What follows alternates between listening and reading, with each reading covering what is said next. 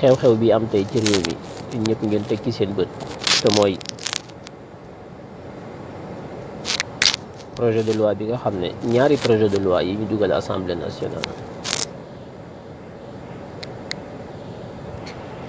pour bëgg ko voter en procédure d'urgence taf-taf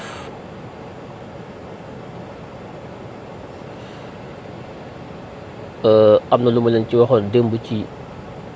jubluwaay bi ni ñu ko bëgg a defee ak sabab bi li tax ñu bëgg ko def ndax pexe yi ñu amoon yëpp def nañ ko pour mën a faagaagal ñenn ñi leen ni feeñal seeni mbóot seeni tuuxi duuna seeni sàcc seeni fen seeni yu baree bari yu ñuy luubal ci réew mi ñu koy wax di ko feeñal ñoom la ñu bëgg faagaagal waaw te faagaal gi dañ cee boole fexe ba mu tar maanaam loi yi fi nekkoon ci réew mi nga xam ne li ñu bëgg a condamné yëpp lii nga xam ne ay daan yu ñu bëgg a teg nit ñi la daan yooyu mosu fee jóg amoon na fi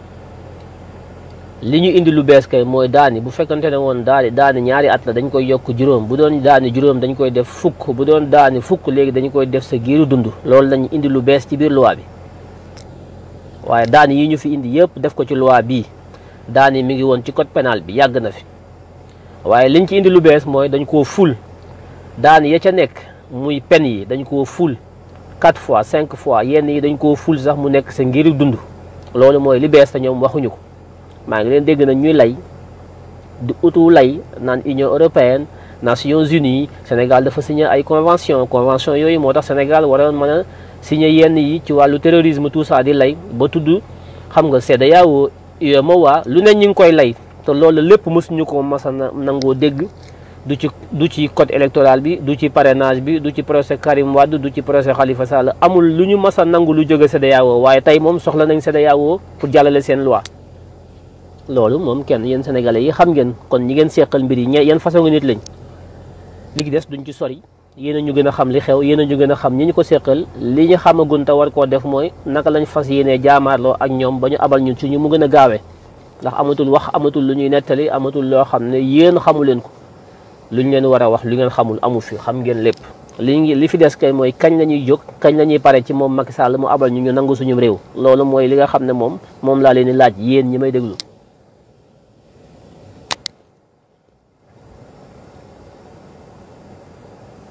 loolu mooy laaj bi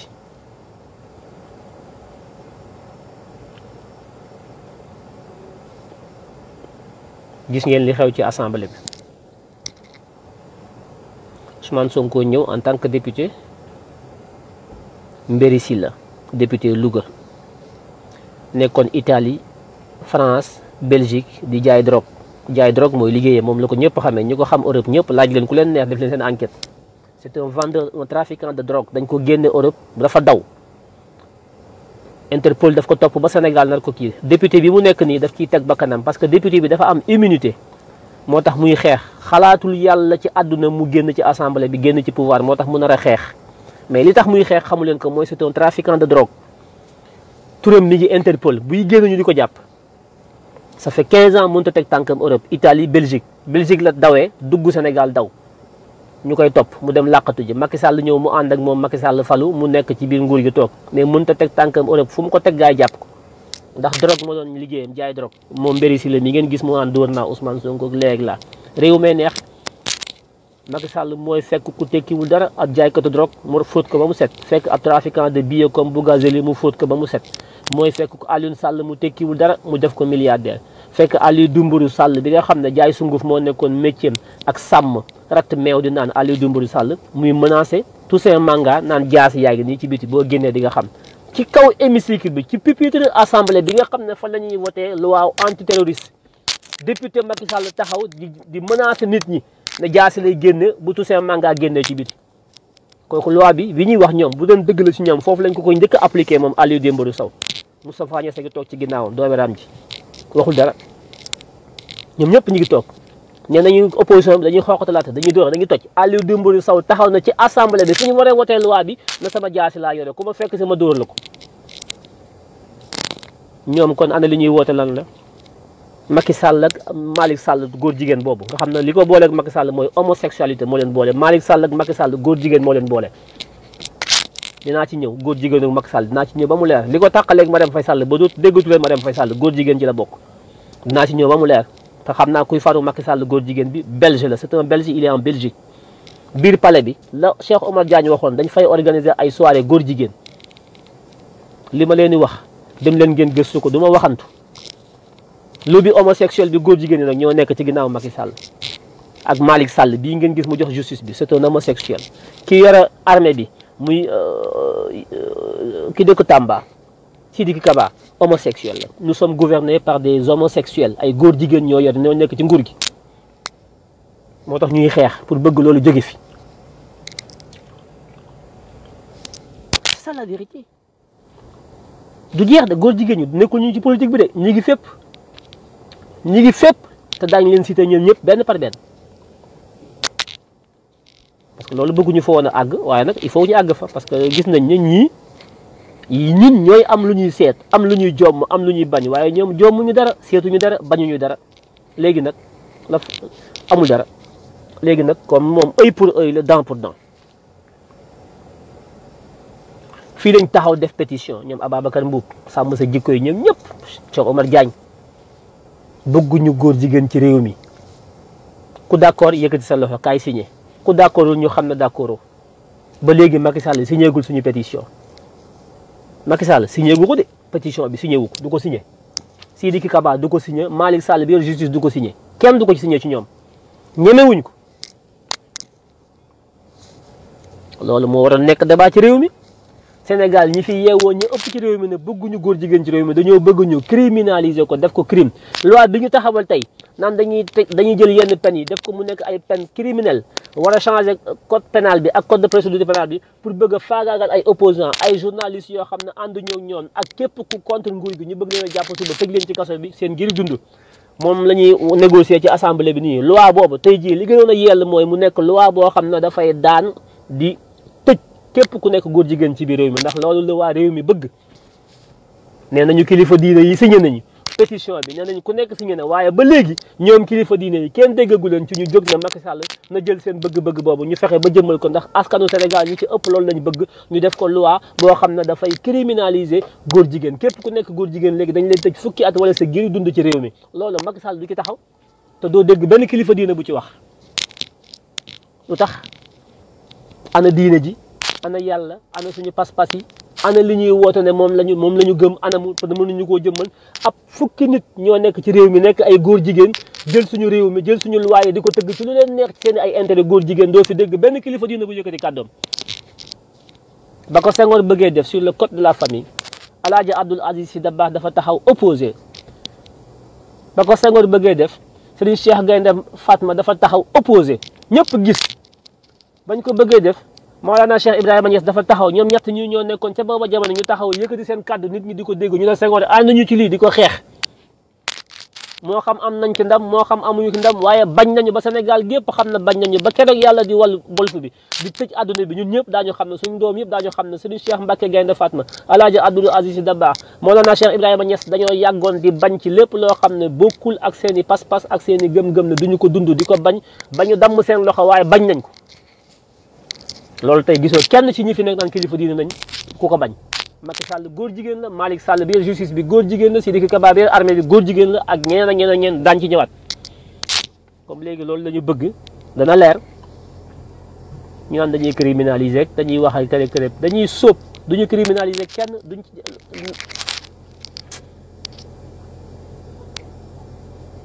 réew mi ñoom dañuy xaru parce que dañuy dem jeexal nañu xam na ko Macky Sall day dem moom jeexal na takk Macky Sall xam na ko li muy liggéey nag mooy lan damay dem waaye am na ñoo xam ne du ma leen fi bàyyi ci loolu lay nekk ngeen xam ko bu baax li muy dox nekkul pour toog fi de moom xam na ne pare na day dem question de jour la moom xam na ko waaye li mu bëgg mooy buy dem am na koo xam ne moom du ko fi wuutu mukk muy ku ñuy wax Ousmane Sonko moom dana fexe ba damm ay laafam ba faagagal ko yéenewul moom muy génn ci nguur gi Ousmane Sonko dugg kooku moom taal ab séb bu dugg ci moo ko gënal ci loolu lay liggéey fi mu toll nii Macky Sall ci loolu la ne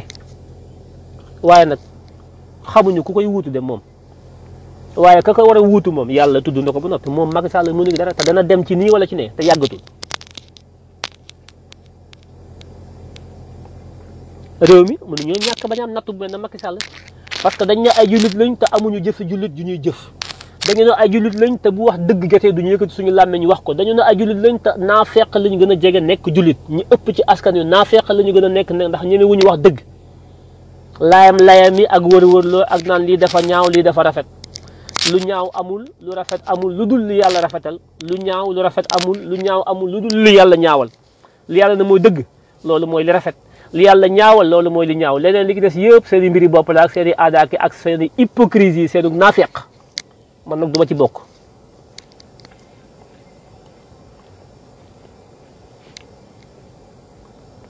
mu des nag on a commencé gu ñu xeex de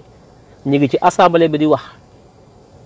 di werante ko xuloo pour voter loi bi dañ ko forcer voter ko parce que ñoo am majorité mécanique mais voter loi taxul loi bi jàll ndax loi da nga koy voter moom la ñu nekk ni di jéem pour voter ko bu ñu ko voter ba noppi il faut que ñu publier ko ci journal officiel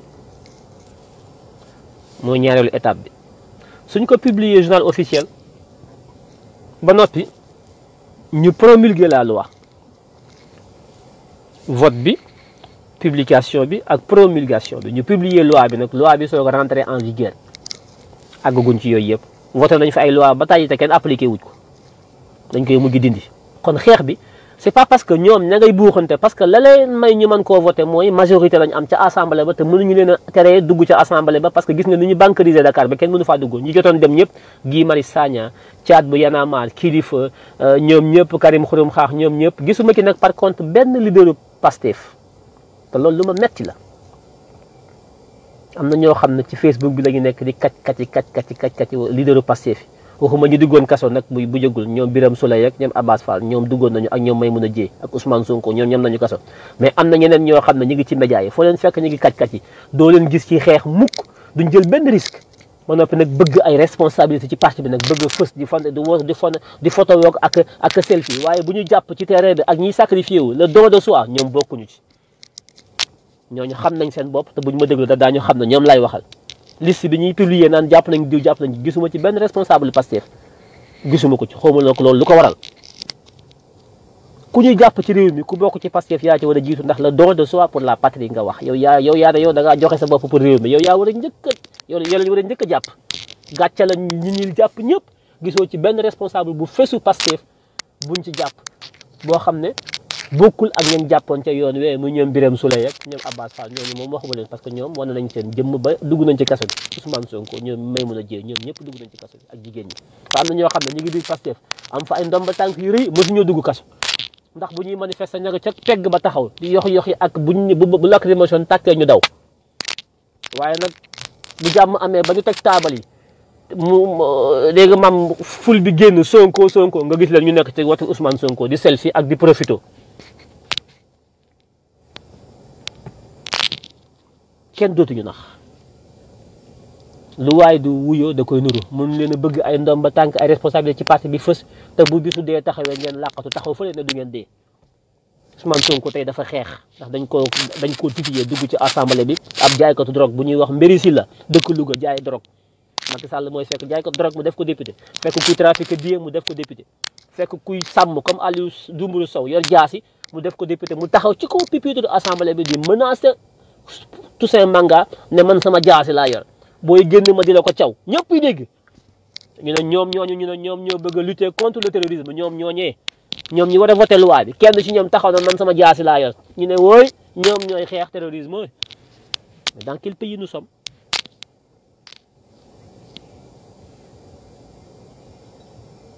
pays nous sommes dem ci télé yi toog di wax ratatat loolu ku ne mën na ko du mën a bokkul ci xeex bi ci la bokk waaye du loolu kese de bu lakk di mosoon taxee da nga war a taxaw bu dugg kaso jotee kenn war la faa jiitu pourquoi Guy Marius Sagna dugg kaso bu su nekk pourquoi Kilifeu di dugg kaso bu su nekk pourquoi Alioune Sall Y'en a marre dugg kaso bu su nekk pourquoi Karim Xurum Xaax kon ñoom ñoo leen gën a nekk ay patriotes ñoo leen ëpp fit yéen ñi wooy seen bopp patriote ana ngeen kenn duñu nax de kenn duñu nax.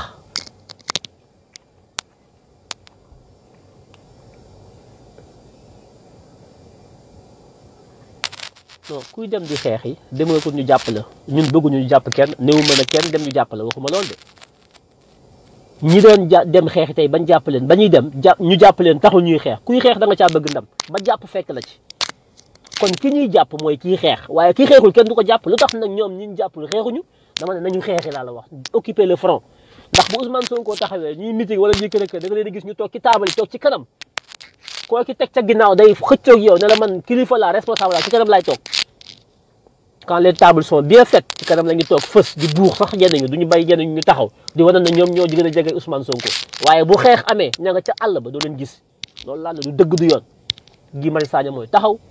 Karim Xurum Xaax mooy taxaw Clédor Sène mooy taxaw Assane Diouf mooy taxaw dégg nga maam kilifa Y'en a marre mooy taxaw Aliou Sané Y'en a marre ñooy taxaw léeg-léeg voilà Birame Souleye taxaw ak xawma kan ak kan Abbas Fall ak Maimouna Dièye ñoom taxaw nañu résister ba dugg ci kaso mais am na ñoo xam ne ñoom dañuy taxawee fële ñoom ñemewuñu kaso te kaso bi ak palais bi ay ndey ji seex lañ kaso ak palais ndey ji seex lañu ñaari jumeaux lañu ku ñemewul kaso doo mos palais il faut ngeen ñeme pa kaso bi néew ma nag jóg dem duggi kaso waaye def xeex boo xam ne boo ko duggee kaso tamit du nekk gàcce ci yow tax da nga li ngay xeex moo ëpp solo li ngay xeex muy àq ak yelleef da nga ciy teg sa bakkan boo ko duggee kaso loolu kaso du gàcce kaso léegi lan la te sax jóg xeex taxul man dugg kaso bi sax amulu ma njariñ mais xeex bi moo ma amal njariñ am na ñoo xam ne doo leen gis ci manifestation jamais duñu manifester jamais am na ci biir Pastef ñoo xam ne mosuma leen a gis manifestation c'est inadmissible quand même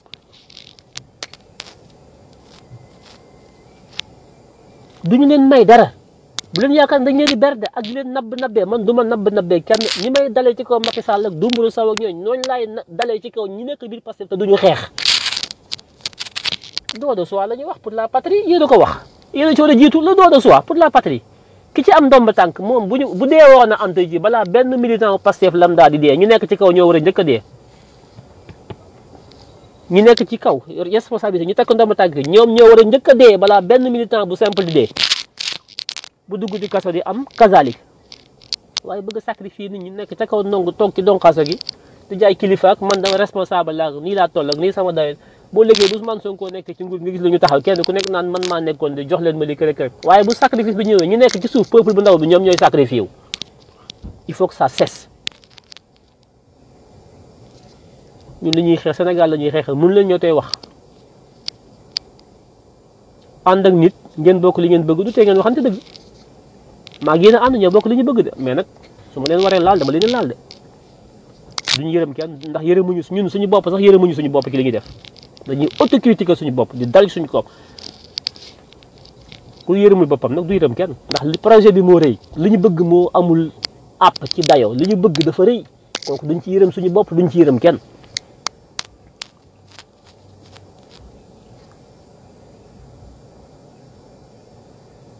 waaw parce que des fois je bouge su fekkee micro bi dafay grésiller ngeen wax ma su fekkee baax na ngeen wax ma aussi non xawma waa Pastef yëpp waaye am na ñoo xam ne de ràññee nañ leen torop ci télévision yi ak ci taabal yi ñooñu xam naa leen am na ñoo xam ne damay bañ a tudd tur mais am na ñu ma ràññee ba rek ci taabal yi ak télévision yi mais ñooñu doo leen gis ci manifestation yi neexuma ñëpp mais ñi gën a fës ci télévision yi ak taabal yi bu Ousmane Sonko di ko ñu toog ñu ci bari doo leen gis ci manifestation yi Abbas Fall moom day manifester yàlla rek tax may wax Birame Souleye day manifester yàlla tax may wax Ousmane Sonko moom waxuma ay waxam Maimouna Dièye day manifester dugg na fi kaso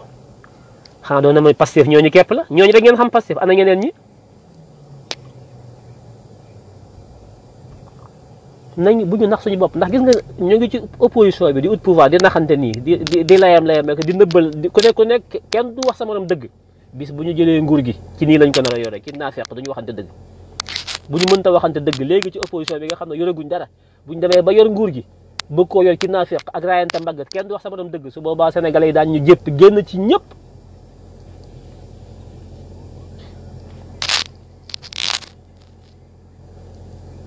kon loolu dama ko doon wax di jàll rek waaye taxul woon sax may wax waaye nag il faut ñu leeral ko mu leer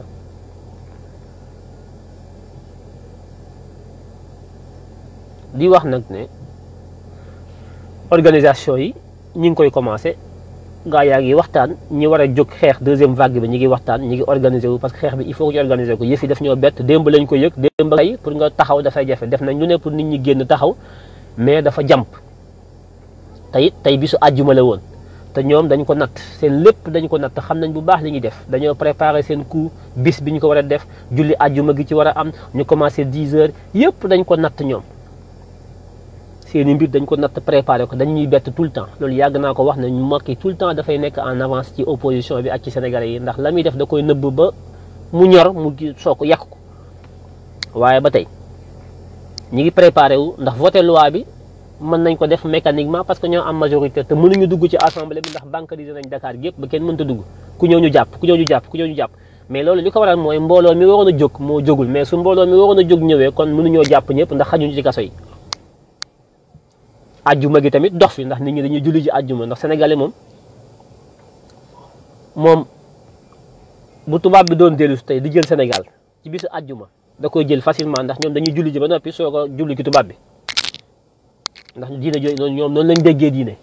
waaw Sénégal moom boo koy attaqué tey jii boo ko bëggoon a nangu Sénégal bàyyi ba jour vendredi jour bi ñuy julli àjjuma nga dugg Sénégal attaqué ko doo gis kenn ñëpp nga ci jàkkee ndax ñoom noonu lañ déggee diine jàpp nañ ne julli àjjuma moo gën a nekk farata taxaw xeex pour sa réew taxaw ñoom noonu lañ déggee diine seen dégg diine foofu la toll loo ci man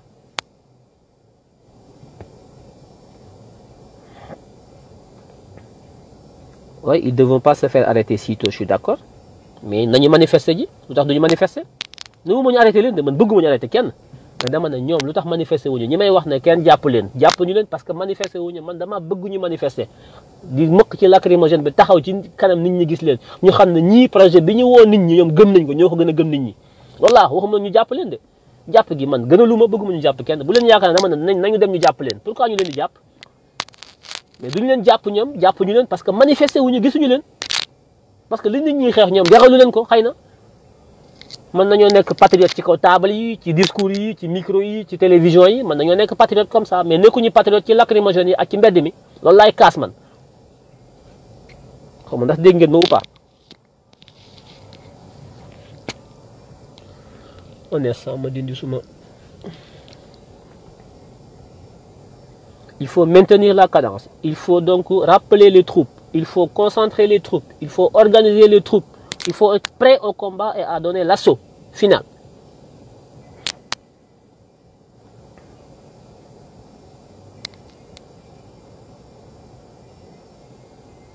On a affaire à des voyous. Macky Sall, tout le monde l'a quitté. Il n'a plus personne autour de lui. Il est seul et seul. Il n'a plus confiance en personne parce que comme il a confiance, il n'y a pas de tout le monde. Ça, c'est moi qui vous le dis. Il n'a plus personne autour de lui. Il est seul de tenir. Il sait que son pouvoir est fini, mais il veut partir avec Ousmane Sonko. Moi, je suis là, beaucoup fait bas. Que l'on l'a dit.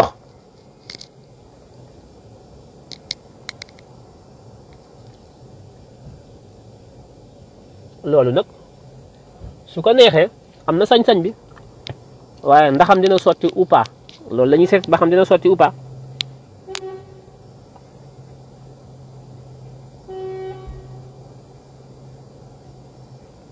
Pape Diop mu ak ne toon yaa ngi bàyyi débat bi de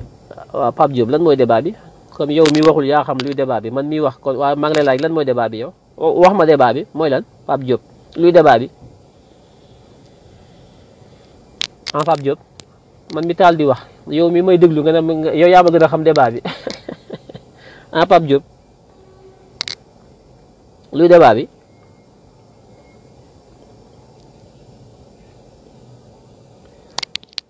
bon may wax ne c'est pas parce que la loi sera votée aujourd'hui demain ou je ne sais pas quand que ngeen taxaw ne c'est fini ils ont voté la loi jaratul xeex il faut ngeen xam li ñuy xeex lan la voté loi taxul ñu appliquer loi bi voté loi taxul loi bi dégg nga maam nekk loo xam ne lu sotti la voté loi bi taxul ñoom ñu am li ñu bëgg ba léegi parce que bu ñu ko voté daañu ko publier journal officiel bu ñu ko publier journal officiel daañu ko promulguer pour loi bi commencer effective balaa booba ñun bés bu nekk dañuy xeex te xeex bi tey lay tàmbali incha allah tey weekend bi moom bu soobee yàlla bu kenn am jàmm ndax ñoom dañ ñoo bëgg a xañ suñu jàmm. Nit nag bu la bëggee xañ sa jàmm da nga koy xañ jàmmam. xeexuñu xuloowuñu bëgguñu ay bëgguñu dégg nga maam réew mi am benn jafe-jafe ci wàllu ay bëgguñu ko. waaye nag loolu ay nit ñoo koy bokk sàmm boo ko bañee sa morom da koo war a bañ waaye yow ngay ut jàmm am kuy utu ay nga bëgg lépp ne tekk am ku yor jaaseem ne moom day yor jaasi. nga ne woon nañu bàyyi ñëpp na nekk nga xëyati di ut ay loi yoo xam ne ay loi yu liberticide ngay teg ndigg sërëx léegi ndax Macky Sall buy dóoranteeg yow du dóoranteeg yow physiquement ci justice la ko jàllale muy Malick Sall góor jigéenam boobu mu jël jox ko ministère de la justice moom lay jël jox ko mu ut ay pexe ci yoon boo liggéey bu la faagaagalee buñ ko waxee mun a yoon moo ko kilifa yi ku ko wax mun a la dossier bi dafa nekk ci loxo yoon lépp lu muy def ci yoon la koy jaarale lay ba bu ëllëgee ku ko ne tegg sa tànk mu ne mënu mag dara du man yoon la loolu mooy naafequ Macky Sall.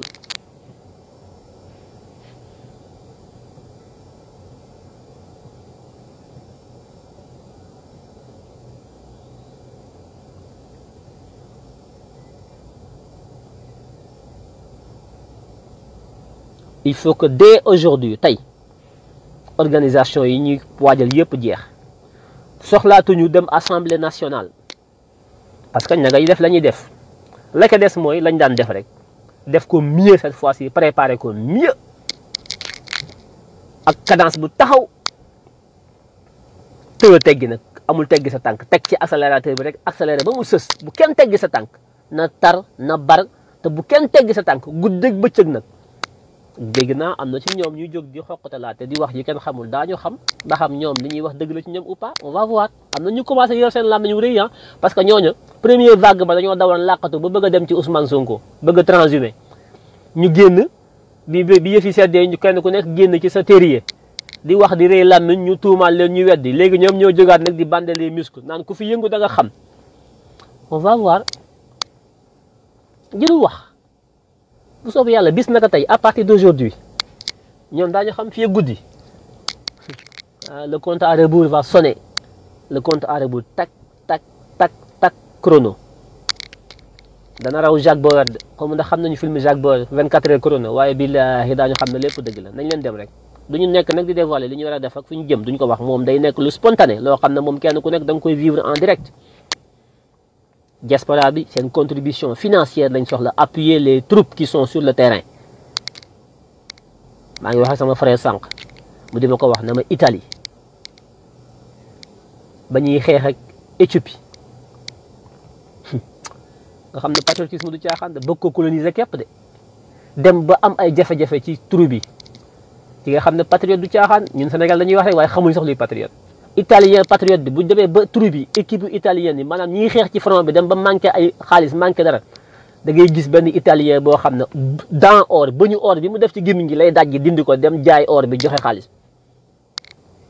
poosé or amoo sa bëñ dajjee ko nga dem poosé ko mu nekk en or sam réew di xeex ci xeex boo xam ne sax du xeexu dëgg de xeexu tooñ la ak xeexu noot éthiopien yi ñu dem ba ñoom italiens yi néew ci doole patriote italiens yi ñu leen di engagé ay troupes ñu dem di xeex pour nooti am réew. ñu dem ba manqué xaalis am ñoo xam ne seen takkaay lañ jël jaay ñi jaay seen i kër ñiy génn seen bëñu or yu ñu poosé woon di daj ji bëñ bi dem jaay ko def ko ci xeex bi ñooñu gën a nekk ay patriote ñun ñuy layam ko yax yi ñun suñu patriotisme yëpp ci Facebook bi la yem koo ki ne joxel 20 euros 30 euros mu génn live bi dem bala fi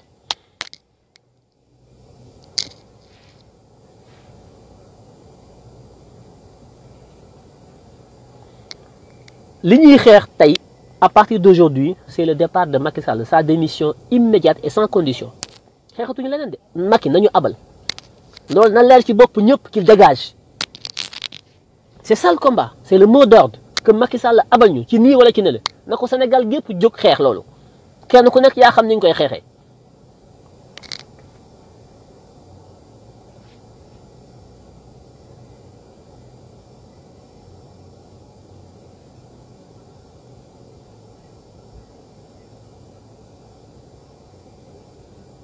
xeex bi soxlawul njiit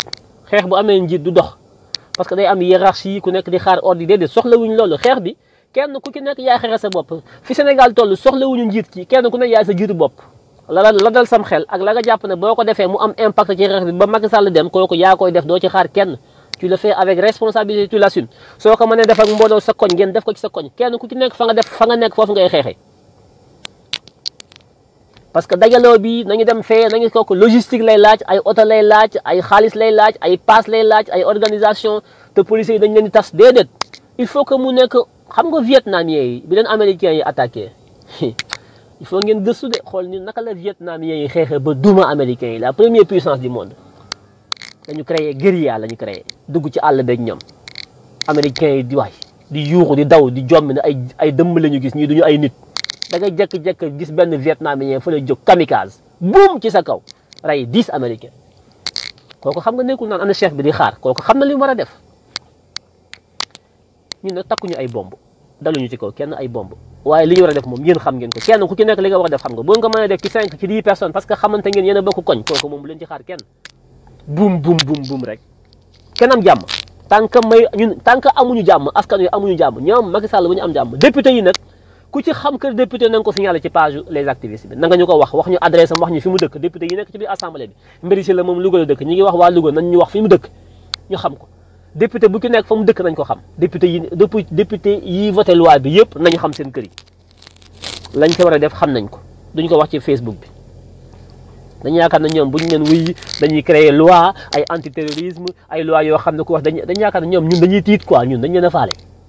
nañu créer seen arsenal de loi milliards de loi xoqatal def ci lu leen neex ñoom xamuñu sax ñu ko seqal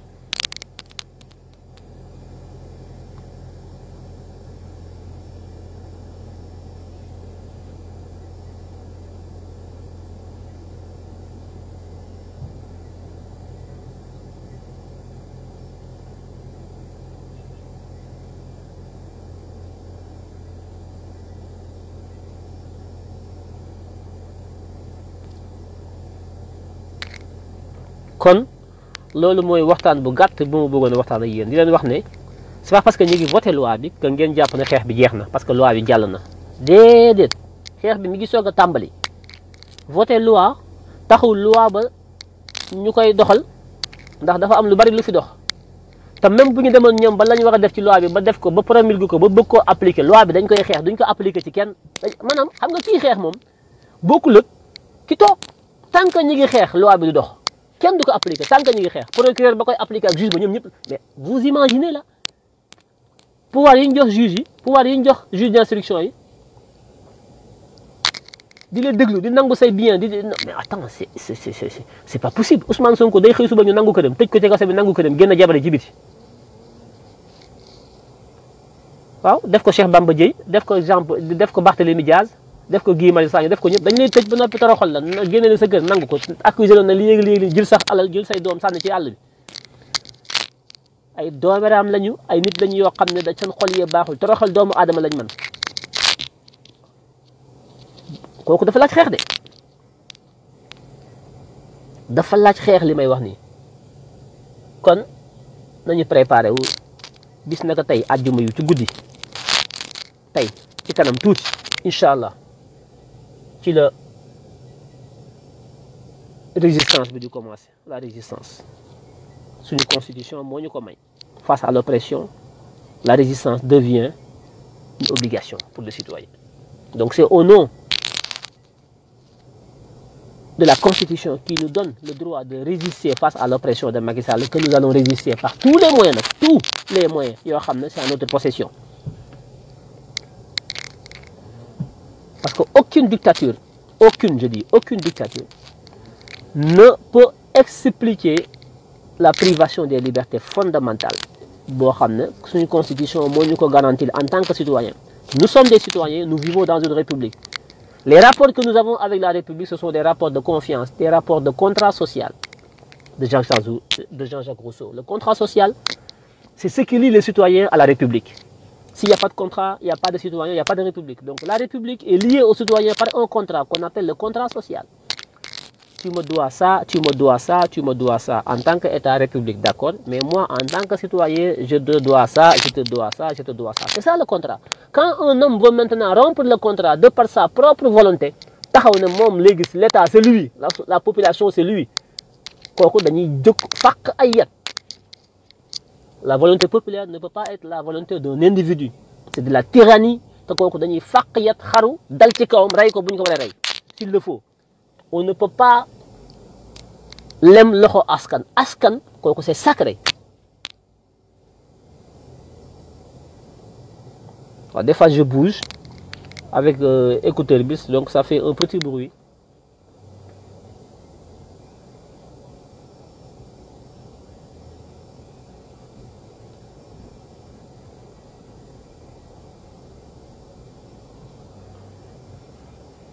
Donc loolu laa amoon daal lu may wax ci gàtt bëgguma mu gudd di wax ne préparez-vous,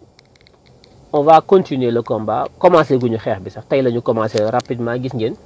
parce que voilà ñoom ñi ngi seen arsenal ñi ngi ay policiers ñi ngi yëpp te bon dafa jafe. Gars yi génn nañ démb xaw ma barki démb le 23 juin massivement nga bëgg leen a mobiliser waat encore tey vendredi bi dafa jàmp te ñoom ñoo ko tey. Boo gisee 23 juin bi interdire wuñ ko amoon nañ seen calendrier am seen agenda ñu ne nañ leen bàyyi 23 juin ñu def li ñuy def.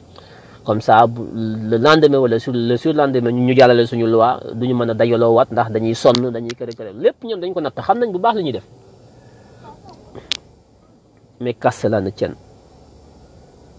le combat vient de commencer.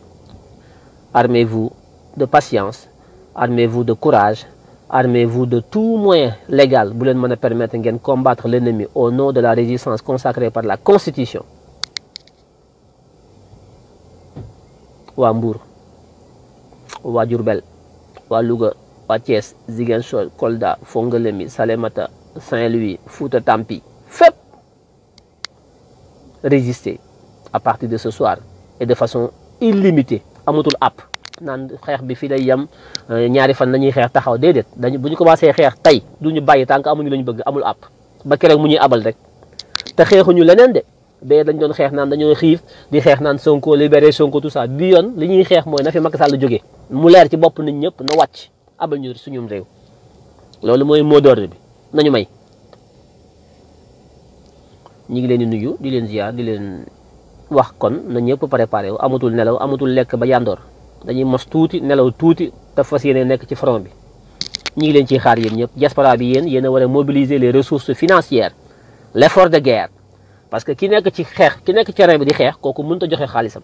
ki nekk terrain bi di xeex mënut a togg ki nekk ci terrain bi di xeex mënut a dem jëndi ndox ki nekk ci terrain bi di xeex mënut a naan ana masque yi ana moyens yi ana lance-pierre yi ana outils yi muy xeexee moom dañ ko war a utal saa yu tourné rek fekk ci tànkam mu disponible kooku dafa am ñeneen ñoo xam ne ñoom du ñu nekk ci front bi di xeex waaye ñoom ñooy dem nduggi ca marché ba ñooy togg añ yi ñooy indi ndox yi matériel bi ñuy xeexee ñoom ñoo koy jëndi ñoo koy ravitaillement bi am ñoo xam ne ñoom du ñoom ñooy dem ca marché ba mënuñoo dem marché mënuñoo joxe mënuñoo xeex ndax ñoom ñu ngi ci diaspora bi ñoom nag ñoo war a dugal seen loxo ci seen poche ñoom financé xeex bi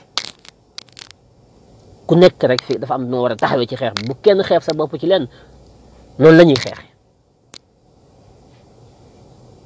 est-ce que leer na ci seen bopp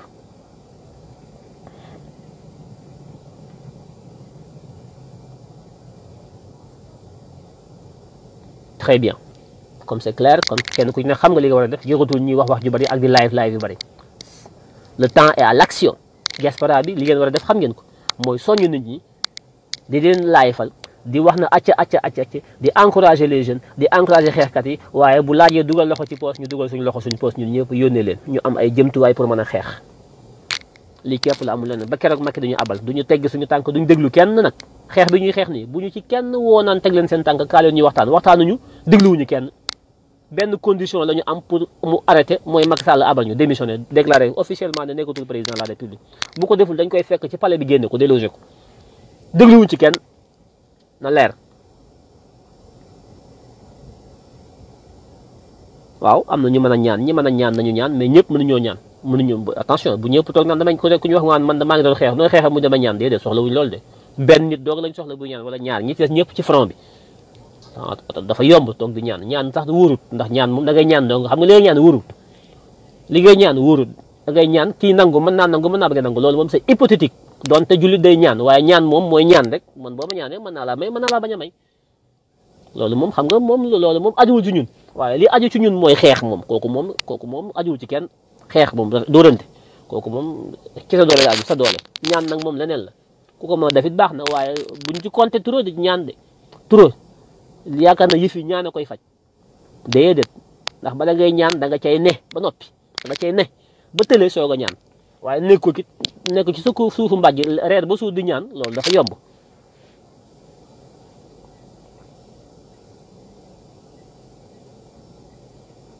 kon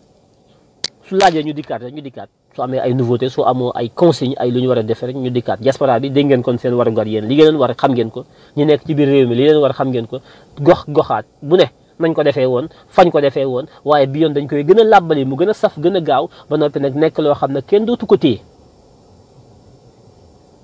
dégg ngeen ma bu ngeen ma déggee rek c'est bien kon ba ci kanam incha allah daañu jokkoowaat bu ko laajee. En avant, vive la patrie, vive le Sénégal et vive les Sénégalais sans Macky Sall avec son équipe. Et la fin approche. Ba ci kanam ñu ngi leen di nuyu yéen ñëpp di leen jox seen wàccuwaay.